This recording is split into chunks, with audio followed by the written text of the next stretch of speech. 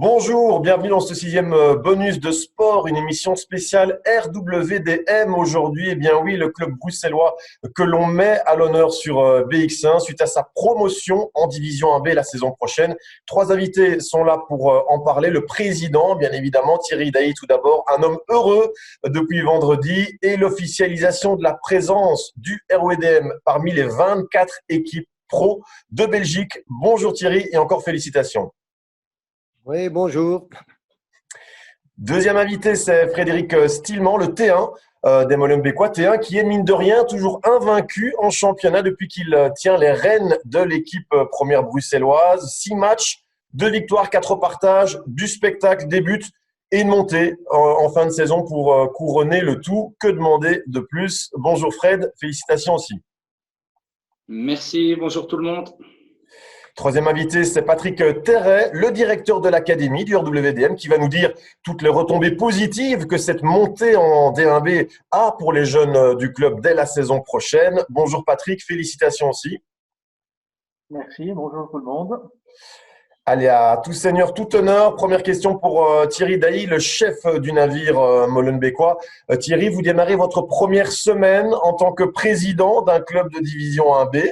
On est lundi. Au-delà de la fierté, vous avez du pain sur la planche, hein, je le sais, qui vous attend. Sur quel élément vous travaillez aujourd'hui prioritairement? Je pense qu'on va prioritairement, on travaille sur tous les éléments, que ce soit dans tous les secteurs, on a les choses à améliorer, mais bon, voilà, quoi qu'il en soit, avec le sportif, l'infrastructure pour l'instant, les sponsoring, voilà, la remise en route de tout, je pense que voilà, dans tous les secteurs, on doit être en place. C'est surtout sur le plan organisationnel parce qu'on a été occupé à clôturer, à se mettre en agenda pendant toute cette semaine, d'avoir des rendez-vous, de remplir et de rencontrer les gens. Comme déjà demain, on a une grosse réunion avec le staff et mercredi avec l'académie. Bon, voilà, on remplit l'agenda de plus en plus et bon, voilà, les 2-3 semaines à venir maintenant, on peut y aller. Il y a du travail, comme vous le dites, oui. Fred Stilman, votre réputation en tant que coach, je l'ai dit, hein, n'est désormais plus à faire. Vous êtes un entraîneur qui fait monter les équipes qu'il dirige, hein, c'est le moins qu'on puisse dire. 3 montées avec Châtelet, hein, déjà que vous avez mené de la P1 à la D amateur. Maintenant, c'est une 4e montée avec le RWDM parmi l'élite professionnelle, sans doute une des plus belles, j'imagine, malgré le contexte. C'est déjà une forme de consécration pour vous, cette montée en tant que jeune entraîneur? Oui, mais surtout, je ne prends pas trop la tête. Voilà, il y avait du travail qui a été effectué à Châtelet sur une plus longue période. Donc là, on a su rejoindre la D1 amateur, mais ici, c'est un peu un contexte particulier. Je pense que le bon travail de janvier nous a permis de rester dans le top 6 et grâce à ça et surtout la bonne gestion du club.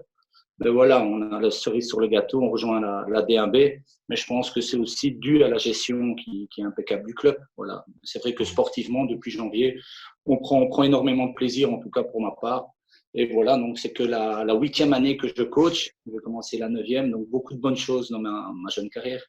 Oui, tout à fait, félicitations. Patrick Terret, pour les 600 jeunes du RWDM, c'est bien sûr fantastique cette montée en D1B. Cela signifie qu'ils vont pouvoir se frotter à de meilleures équipes encore au sein du royaume. Pour vous, en tant que directeur de l'académie, c'est évidemment du pain béni. Ah, tout à fait. Je dis pas qu'on est au Nirvana, hein, mais on n'est pas loin. Je pense que ce qui est important pour nous, pour une académie, c'est de pouvoir arriver à son objectif principal, c'est-à-dire d'amener le plus de talents possible en équipe première. Jusqu'à présent, et après 4 années, bien sûr, de notre jeune existence, on a fait ce qu'on a pu, on a progressé. Maintenant, je pense qu'on était arrivé aussi à nos limites au niveau régional. Et c'est du pain béni, en effet, pour nous, de rejoindre l'élite et ça va certainement accélérer aussi le processus pour nous, dans la formation de l'élite.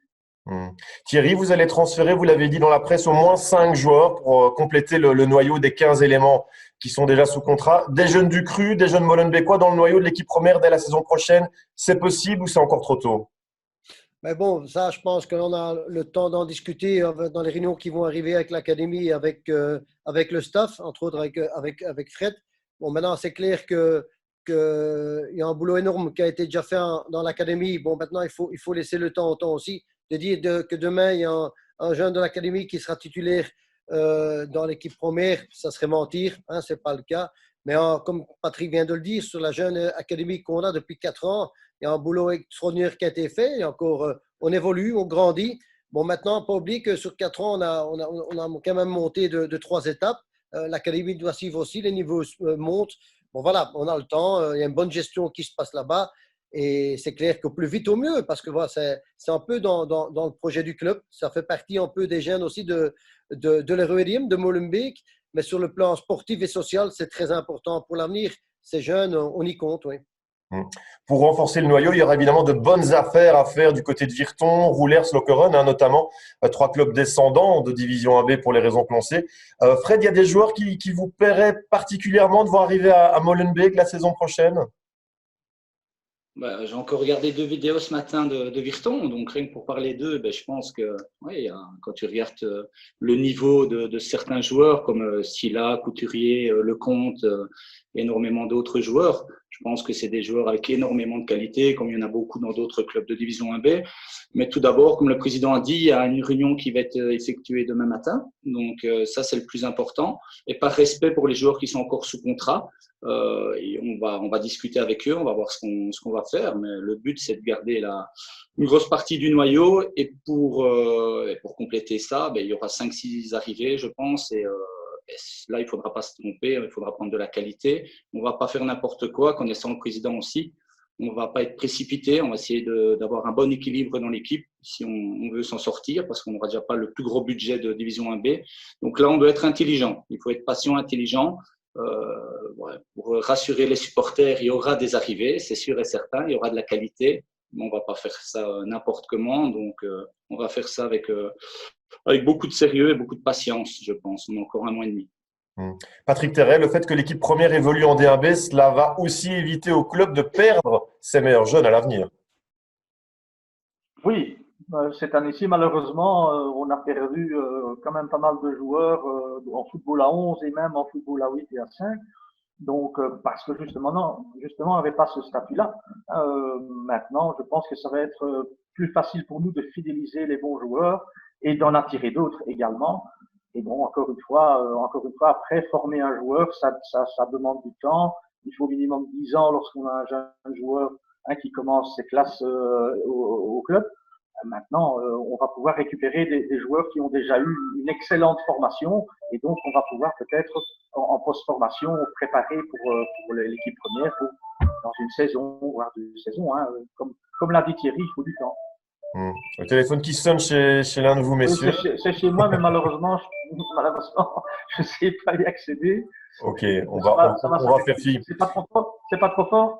Non, on va faire fi. Je pense que ça va s'arrêter. Voilà. Thierry, la question qui est sur toutes les lèvres aussi, que concoctez-vous pour le grand retour à Bruxelles du derby de la Zouanze? 4 confrontations face à l'Union Saint-Gilloise sont prévues la saison prochaine. C'est magnifique. J'imagine que vous allez mettre les petits plats dans les grands pour l'occasion. Bien sûr, je pense que voilà, ça va être encore une fois la grande fête du football à Bruxelles. C'est important. Je pense encore que voilà, on ne va pas être nostalgique, mais bon, c'est des matchs qu'on attend, c'est des derbys, des vrais derbys qu'on attend, et je pense que voilà, ça va être un grand plaisir et une grande journée de football. En plus, il y en a 4. Il y aura 2 au Martens, 2 au Parc du Den. Bon, oui, voilà, c'est que du plaisir et du bonheur. Patrick, chez les jeunes, ça promet aussi de beaux affrontements quand même entre équipes de jeunes. Donc certains plus attendus que d'autres aussi. Évidemment, quand on parle du RWDM, à l'époque, l'Union Saint-Gilloise n'évoluait pas au même niveau, ils étaient plus bas. Pour nous, évidemment, le grand derby, c'était le Sporting d'Anderlecht. Donc, on va peut-être pas jouer, je pense, dans toutes les catégories contre eux. Et aussi, leur niveau est super top. Mais pour nous, évidemment, ce sont des matchs qu'on va attendre avec beaucoup d'impatience. Fred, vous qui connaissez bien l'antichambre de l'élite, pour y avoir évolué avec Tubize, OHL notamment en tant que joueur, la série évidemment a beaucoup changé ces dernières années, mais à quel type de saison vous attendez-vous en tant que coach pour un promu comme l'RWDM? À mon avis, ça va être une saison assez compliquée, donc il faudra beaucoup de travail, d'organisation aussi. Voilà, on va boxer dans une catégorie qui va être top. On arrive dans les 24 meilleurs clubs de Belgique. Donc voilà, il faudra un peu de patience, mais beaucoup de travail, beaucoup d'organisation et beaucoup de solidarité. Et là, je lance un appel aux supporters aussi. Je pense que là, on aura besoin d'eux. C'est tout un club. C'est les jeunes, c'est aussi les supporters, c'est les joueurs. Mais on n'aura pas le plus grand budget, mais on va essayer de déranger beaucoup d'équipes. Ce sera l'objectif, je pense, et de jouer un peu les troubles faites là-dedans dans cette série et essayer de prendre un maximum de plaisir parce que moi, je suis persuadé de ça, que dans n'importe quelle division, si tu es organisé, tu prends un maximum de plaisir, après les résultats viennent avec. Donc, on va essayer de donner le maximum et pas avoir de regrets. En tout cas, essayer de porter le club le plus haut possible. Ça, ce sera l'objectif. Thierry Dail, l'objectif du président en Division 1B la saison prochaine, ce sera quoi? L'objectif, ça sera quoi? C'est clair, je viens d'entendre ce que mon coach me vient de raconter. Il est complètement d'accord avec lui. C'est d'être, on va dire un petit peu, on va dire les emmerdeurs, mais quand même avec une certaine qualité. Bon, voilà, on est les REDM. C'est vrai que ça ne sera pas évident. Voilà, il ne faut pas oublier, quand il parle d'un des plus petits budgets, je pense qu'on aura le plus petit budget, ça c'est clair. Et pas le moindre quand on va voir qu'il y aura des clubs qui auront peut-être une dizaine de millions de plus que nous. Mais je pense qu'avec un bon équilibre, un bon rendement, avec une grosse envie, il y a des choses dans le football, ce n'est pas toujours l'argent qui fait les plus grandes équipes. Mais voilà, une chose est claire, on a le temps pour en parler, on a le temps pour mettre tout ça en place avec toutes les personnes. Je suis bien entouré dans toutes les catégories de mon club, que ce soit dans le staff de l'équipe première ou dans les staffs de l'académie. Il y a un grand boulot qui se fait. Je pense que voilà, on attendra mois d'août, on fera les évaluations et puis ce sera sûrement sur le recrutement qu'on pourra juger un petit peu le niveau, mais j'y crois. Et pense encore une fois, les joueurs qu'on a, ils ont démontré qu'ils avaient aussi des qualités. Je pense qu'avec un bon mélange, on peut aller faire des belles choses. Voilà. Ouais, vous avez réalisé un sacré rêve quand même, Thierry, là, ramener le REDM dans le monde professionnel. C'est quoi votre prochain rêve après celui-là, celui que vous venez de réaliser? On va déjà je dis bien rester avec les pieds sur terre, c'est très important. C'est magnifique ce qu'on a acquis au niveau qu'on est, c'est clair. Bon, maintenant, il faut bien tout restructurer. Je l'ai souvent dit, dans tous les secteurs, on doit s'améliorer, dans tous les secteurs. Et moi, tous les jours, j'apprends en tant que président. Et je pense que voilà, c'est ça la force. Et surtout de continuer une chose qui est énorme parce que notre richesse, c'est la passion. Et celle-là, elle ne se paye pas. Dernier mot peut-être pour Patrick et Fred. La reprise chez les jeunes, peut-être d'abord, c'est se fixer à quand? Aux alentours du 18-19 août. Donc là, niveau organisation, on aura pas mal de boulot, reprise des entraînements, etc. Je pense que là, il y a énormément de boulot, puisqu'on s'était préparé pour la reprise d'Iris malgré le confinement.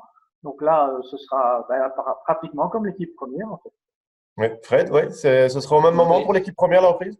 Mais nous, on reprend le 21 et 23 août le championnat. Donc, on va reprendre un peu plus tôt que les 6 semaines habituelles. Donc, on va tourner autour de 8 semaines pour la préparation. On va faire ça un peu plus long. Donc, déjà, on sera au stade le 29 juin. Donc, il y aura une série de tests physiques, un classique. Et après, on va enchaîner, quoi.